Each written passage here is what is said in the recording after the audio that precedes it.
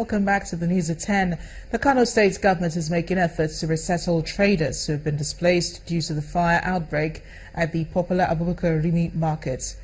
The state's governor Abdullahi Ganduje told traders today at the scene of the fire incident that a committee is already looking into the incident with a view to finding solution. But I will hand you over now to our correspondent in Abuja, Linda Kibe, who's standing by with more on the story. Hi, Linda. Hello, Amarachi. Good to have you in Abuja, and happy Easter to everyone.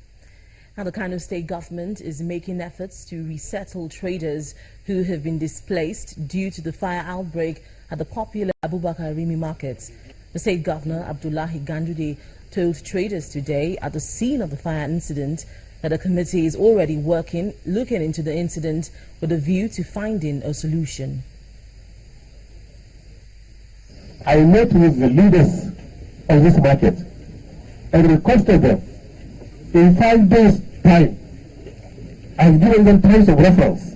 In 5 days' time, they should come forward on how the government can resettle those marketers who can no longer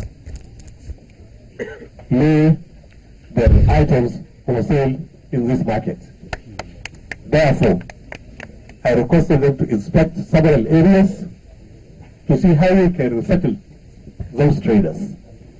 And also, we have already launched an appeal fund so that we get assistance from federal government, from state governments, from well-to-do individuals, so that we can see how we can assist.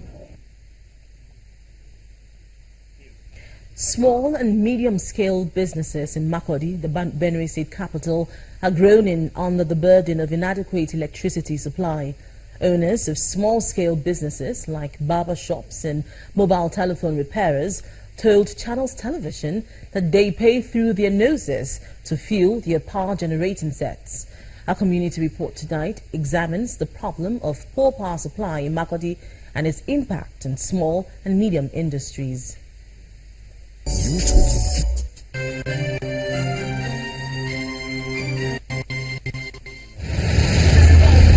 Electricity supply in Makurdi, the Benue State capital, appears to have taken a turn for the worse, literally throwing businesses and homes into darkness. Isaac and Saidu are mobile telephone dealers who also repair phones for their customers. They have bitter stories to tell, including the fact that they spend a lot running their generating sets every day. The noise, it pollutes the environment.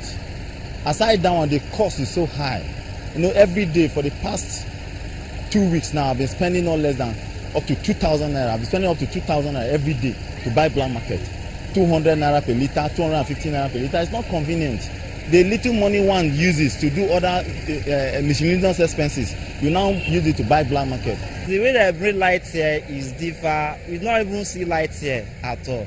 But coming to a point, when times come for the bill, maybe a day or 3 days to a bill, they'll flash lights here. When time for bill comes, you see them. After they collected their bill, you can no longer see lights. The Minister of Power, Works and Housing, Mr. Babatunde Fashola, while inspecting their P transmission company, promised an improvement in power supply. It's still a fact-finding assessment. Some of the things we've heard, we've read, we've been told in the ministry, we're coming out now to verify, because that is what makes whatever plans we then want to implement really credible. Despite the minister's assurances, some small-scale business owners say, rather than improvement, the situation has gone from bad to worse. It's not stable at all, especially since we entered this heat period. It's not stable. It's not been stable at all. You can see that we're using a generator now. I'm not breaking it if I'm using a generator. The cost of buying fuel, you know what it is now. In view of the power challenges being faced by small-scale businesses, the Benue State government has entered into a working partnership agreement with an energy firm to generate 1,200 megawatts of electricity. We have the internet, we have the ability, we have the capacity. But way back, it's a matter of putting people together, put some Nigerian engineers together who are there in China and America and Europe doing the same thing. It's just a matter of having the political will to drive this. Despite government's efforts at stabilizing the power situation, they are being undermined by unscrupulous activities in the petroleum downstream sector, leading to high prices of fuel and further compounding the woes of small business owners.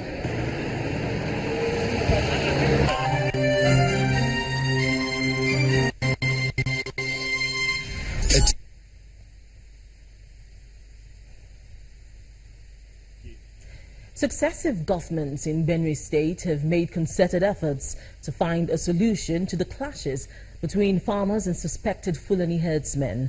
Often the clashes have led to the killing of hundreds of innocent people. Recently, Channels Television visited Agatu community where houses and property were destroyed and over 40 people killed in the incident. What is the solution to this seemingly endless clash? I'm now being joined by the Executive Director for Victim Support Fund, Professor Sunday Ochoche. Professor Ochoche, glad to have you in the studio. Thank you very much. And happy Easter. Same to you, thanks. Now, it's no longer news, that we've been hearing about these clashes in Agatu and several communities in Benue State where we've seen people killed. How did we get to this point? How did we get to this point where several communities, villages have been razed down? Several lives have been killed, where total communities have been completely displaced. How did we get here? We got here by several years of neglect, of lack of responsive policies, in a situation where the population is growing, the population of human beings are growing, the pressure on land is increasing, the population of animals is increasing, the pressure for water and pasture is increasing. We also have a situation where these clashes have been going on. They have taken place in Bauchi State, in Katsina State, in Taraba State, in Nasarawa State, in a number of other states. And in Benue State, they have had clashes in local government, in Guma, and now in Agatu local government. And in Agatu local government, these things have started since about 2012, 2013. So we got here too because a lot of impunity has been allowed to flourish in our system, where lives have become so cheap.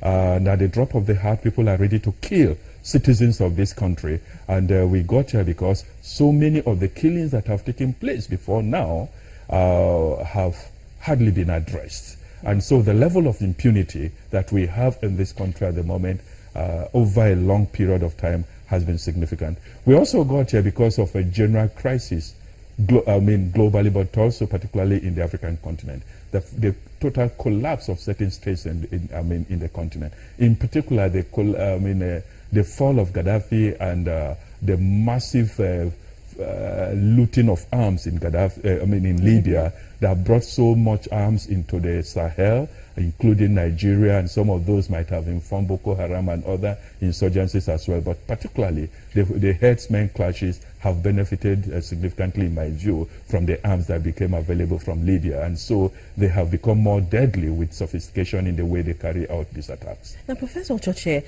this is happening in communities where security presence, are felt. They're there.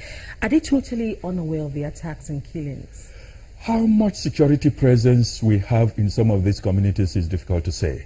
In some of them, like many other communities, the assumption is you have peace, there is normalcy, and so beyond the token presence of police in divisional headquarters and one or two other persons in some of those places, you don't have any other security presences beyond that. But this has been happening. This has been happening, and the challenge is we need to seriously review the philosophy of security in this country.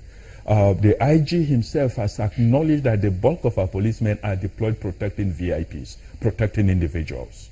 And that needs to change. No individual security can be above national security. The individual can only be as secure as the nation is secure. And we need to focus much more on national security.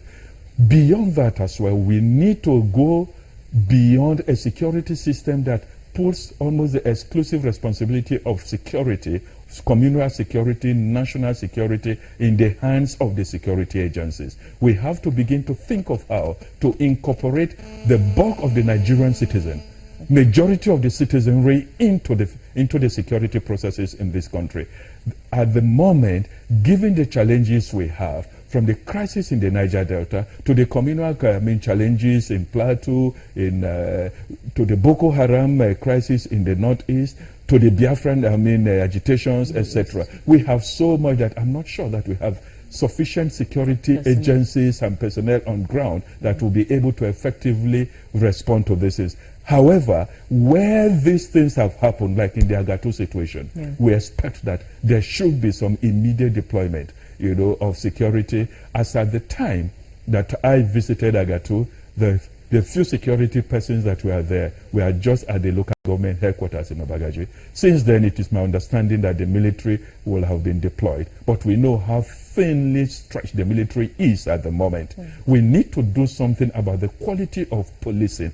The military is being reduced to the National Police Force. That cannot work. That is not going to be an efficient way of managing these challenges. We seem to be doing little about strengthening the police force. And at the drop of the hat, we want to deploy the military for every insecurity situation that we have in the country. There is a limit to how successful that can be. All right. Thank you very much, Professor Ocheche, for joining us. Thank you so much. Right, that's all from Abuja. Back to you, Lagos. Thanks a lot, Linda, and a happy Easter to you. Still ahead on the news at 10, CAF sanctions Super Eagles group opponents Chad for pulling out of the 2017 African Cup of Nations qualifiers. We'll have more in sports news. Please stay with us.